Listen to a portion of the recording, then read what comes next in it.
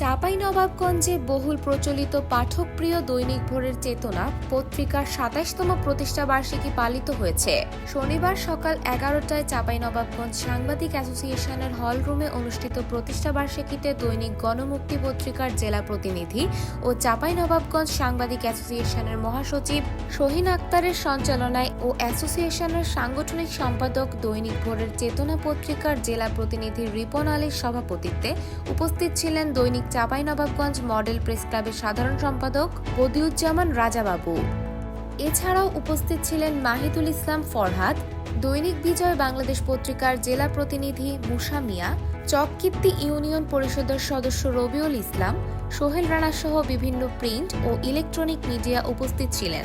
সভাপতির বক্তব্যে মোহাম্মদ রিপন আলী বলেন, সাধারণ মানুষের কাছে দৈনিক ভোরের চেতনা পত্রিকা খুব অল্প সময়ের মধ্যে দেশপ্রেমের অভূতপূর্ব উদাহরণ তৈরি করেছে।